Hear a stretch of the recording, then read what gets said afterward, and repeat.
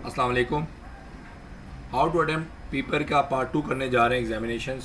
आपको पता है एग्जामिनेशंस के हवाले से पहली वीडियो में डिस्कस की पार्ट 1, जिसमें आपको बताया कि क्या करना है क्या नहीं करना है एग्ज़ाम्स में, यानी एग्ज़ाम्स के डेज़ में और पेपर के बीच में। और पार्ट 2 को डिस्कस करने जा रहे हैं, जिसमें हम डिस्कस करेंगे पेपर प्रेजेंटेशन क्या होनी चाहिए आपकी। सो चलिए हम पार्ट 2 की बात करें। पेपर प्रेजेंटेशन जो आपको पता होनी चाहिए कि पेपर को किस तरह से प्रेजेंट करना चाहिए आपको। सबसे पहले आप हेडिंग लगाएंगे सेक्शन ए की। याद रहे आप वर्टिकल हेडिंग लगा सकते हैं एक पूरे पेज के ऊपर सेक्शन ए के नाम से, ठीक है। तो आपने एक पहला पेज लिया और उस पर क्या किया, मान लीजिए आपका पेज है, पेज के सेंटर में आपने क्या किया, एक बड़ी सी हेडिंग लगा दी सेक्शन ए की। उसके बाद आप नेक्स्ट पेज पर चले गए और नेक्स्ट पेज पे आपने क्या करना है, क्वेश्चन आंसर नंबर 1 होगा, चूंकि जो एमसीक्यूज होते हैं जितने भी, क्वेश्चन नंबर 1 होता है हमेशा एमसीक्यूज का। सो आप आंसर नंबर 1 लगाएंगे हमेशा पेज के सेंटर में बड़ी सी हेडिंग।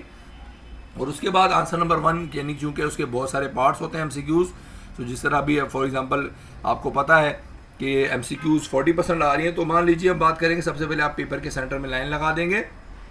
उसके बाद आप क्या करेंगे, सबसे पहले मान लीजिए पहला आपका जो एमसीक्यू है 1 लिखेंगे और उसका आंसर फॉर एग्जांपल मैथमेटिक्स है, इस तरह लिखेंगे। फिर आपने 2 यहाँ पर गलती से भी नहीं लिखना। अक्सर बच्चे क्या गलती करते हैं, यहाँ पर एमसीक्यू नंबर 1 का आंसर लिख दिया, यहाँ पर आंसर नंबर 2 लिख दिया। ऐसा आपको नहीं करना चाहिए। आपको हमेशा क्या करना चाहिए, यहाँ पर 1 लिखना चाहिए, यहाँ पर फिलहाल कुछ भी आप नहीं लिखेंगे।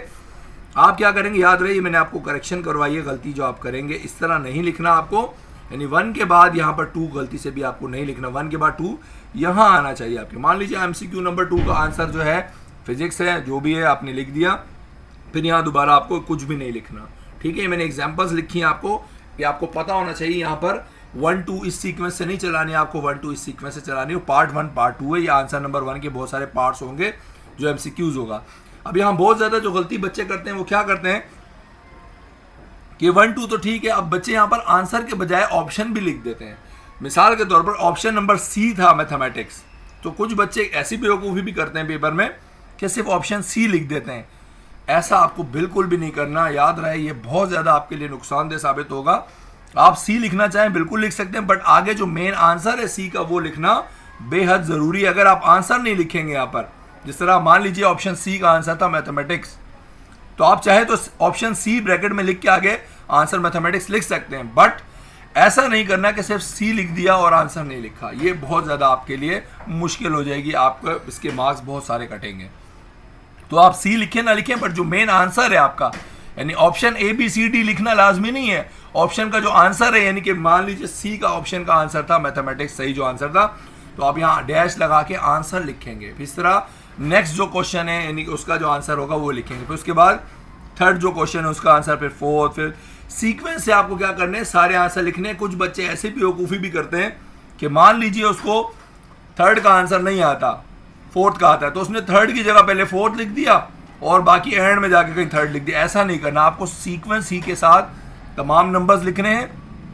आंसर नहीं आता उसकी जगह छोड़ दें, आगे वाले करें, बट ऐसा नहीं करना कि आप अपनी मर्जी से सीक्वेंस आगे पीछे कर दें। जो सीक्वेंस पेपर की है आपके एमसीक्यूज की, उसी सीक्वेंस से लिखना है। कोई एमसीक्यू नहीं आ रहा उसको खाली छोड़ देंगे आप, यानी डैश लगा के उसको फिलहाल छोड़ देंगे। एंड में आप क्या करेंगे, उसको लाजमी साथ में सॉल्व करेंगे, यानी सेक्शन ए जब खत्म होने वाला होगा उसका टाइम, आपको क्या करना है, उसका आंसर लाजमी लिखना है।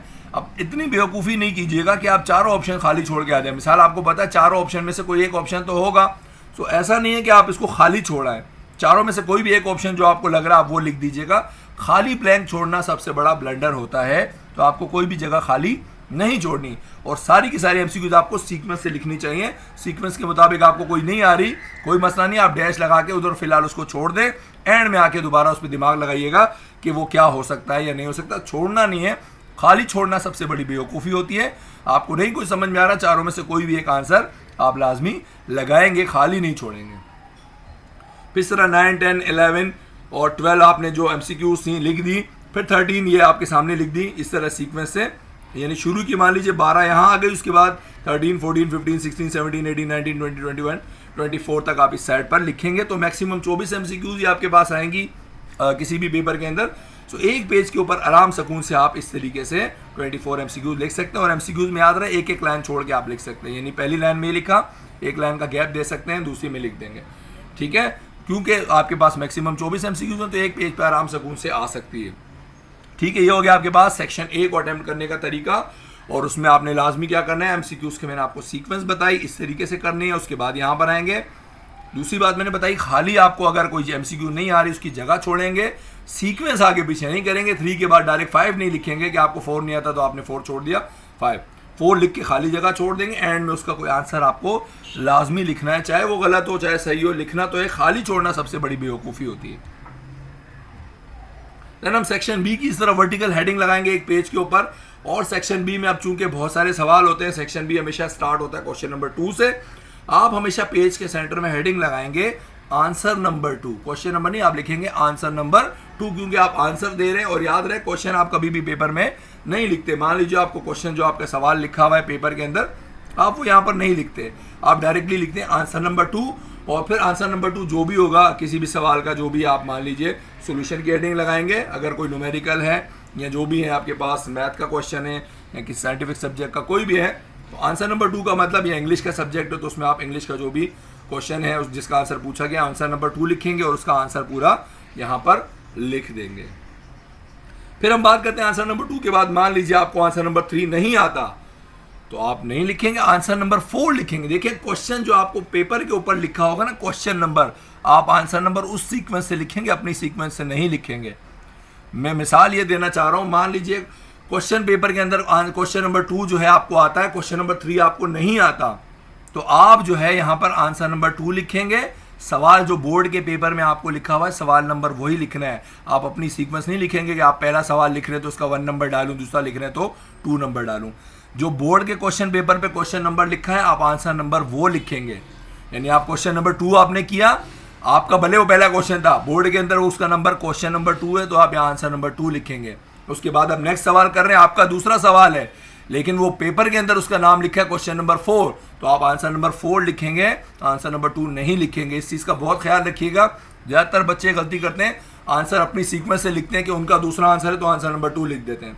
ऐसा नहीं करना। जो पेपर के अंदर क्वेश्चन नंबर लिखा है, आंसर नंबर आपको वही लिखना है।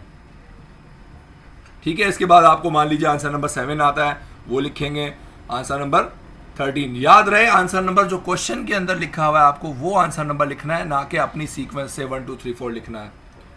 ठीक है, अब हम बात करते हैं सेक्शन सी की। इस तरह आप सेक्शन सी की वर्टिकल हेडिंग डालेंगे और उसके बाद सेक्शन सी के अंदर मान लीजिए क्वेश्चन नंबर 14 से स्टार्ट होता है अगर सेक्शन सी, तो क्वेश्चन आंसर नंबर 14 आपने लिख दिया और उसका आंसर आपको लिखना होगा। फिर इस तरह 16 है, मान लीजिए 16 क्वेश्चन ऐसा है सेक्शन सी में, मैथ्स का अगर एग्जांपल ले लें, फैक्टराइजेशन का एक सवाल है, आंसर नंबर जो आपके पास क्वेश्चन नंबर 16 में आ गया फॉर एग्जांपल, तो उसके 4 पार्ट, तो आप हेडिंग मेन हेडिंग तो इस तरह ही लगाएंगे आंसर नंबर 16, बट पार्ट 1 का सोल्यूशन लिखेंगे।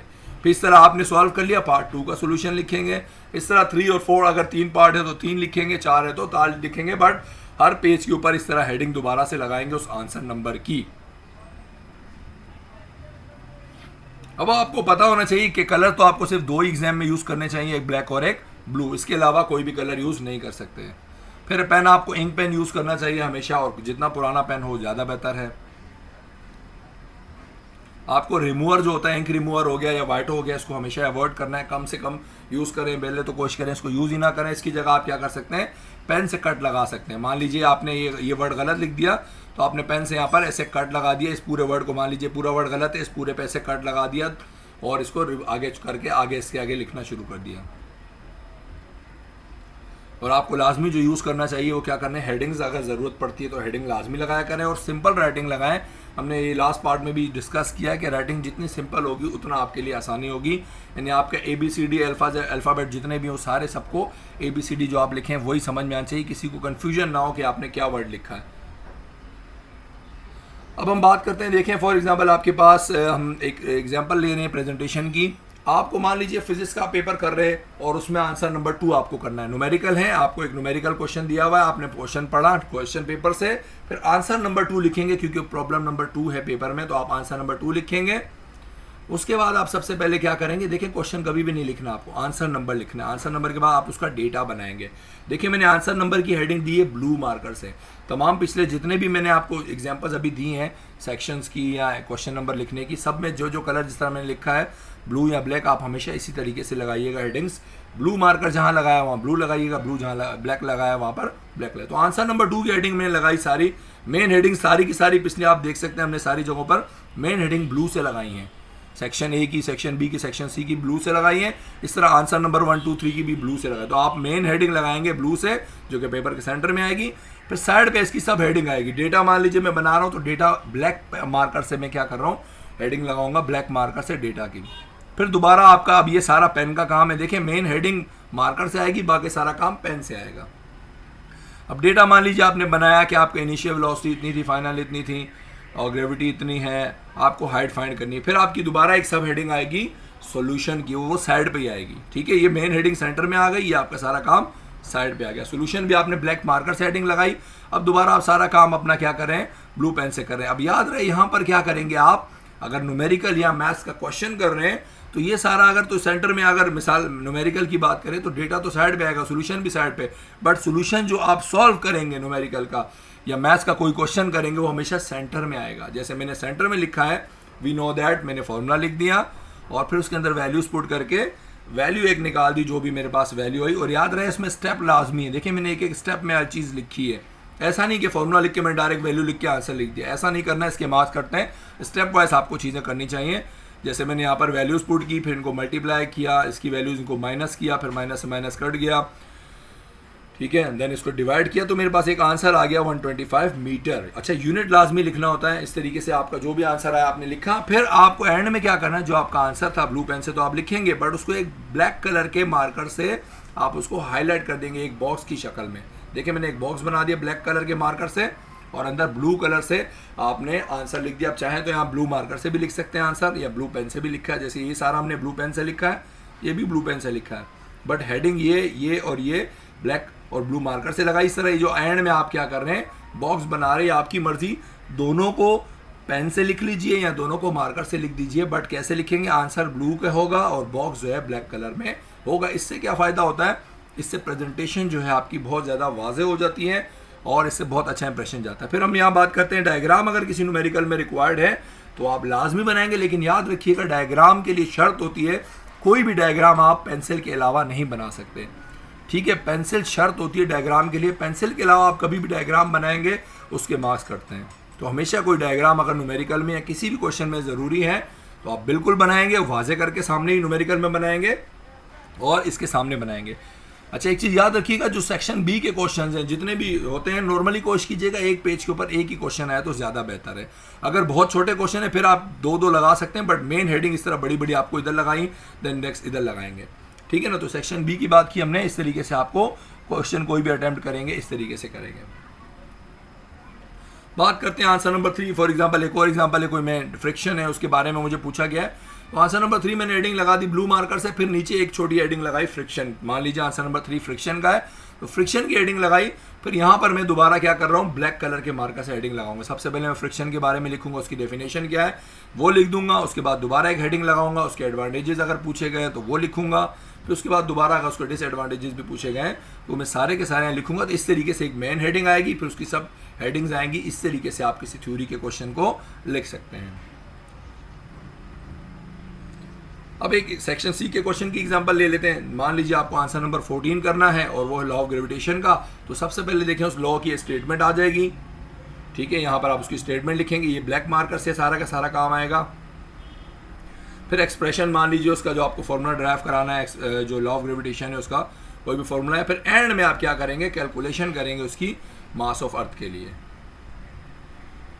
ठीक है, तो आप मास ऑफ अर्थ के लिए जो कैलकुलेशन करेंगे वो जो भी आपकी डेरिवेशन होगी आप उसको उस तरीके से कर लेंगे। लेकिन इसमें एक चीज़ का ख्याल रखना है आपको, वो ये करना है कि आपका फॉर एग्जांपल कोई भी काम है, जिस तरह मैंने अभी उस क्वेश्चन नंबर 14 की हमने बात की, उसका हमने दो पार्ट, मिसाल ये देखें, आप जब सेक्शन सी करेंगे लॉन्ग सवाल है तो ये पहला पेज होगा, उस पर आप स्टेटमेंट लिखेंगे, एक्सप्रेशन लिखेंगे। फिर जो कैलकुलेशंस बचेगी ज़्यादातर वो आप क्या करेंगे, नेक्स्ट पेज पर कोशिश कीजिएगा।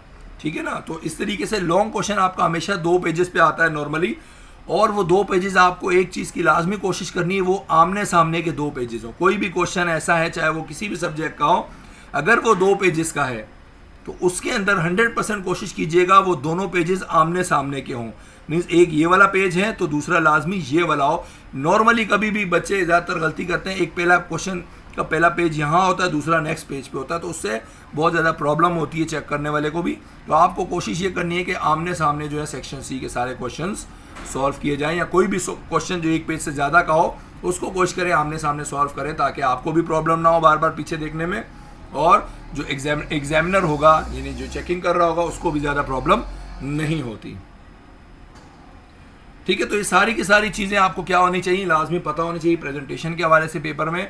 इस तरीके से आप जो है कोशिश कीजिएगा एग्ज़ाम में तमाम चीज़ें करेंगे तो इंशाल्लाह उम्मीद है आपके मार्क्स जो कटते हैं बहुत ज़्यादा लोगों के वो नहीं कटेंगे, और आपको जितने आपके हिसाब से आप जितना बेहतर लिख कर आएंगे उतने अच्छे आपके मार्क्स आएंगे।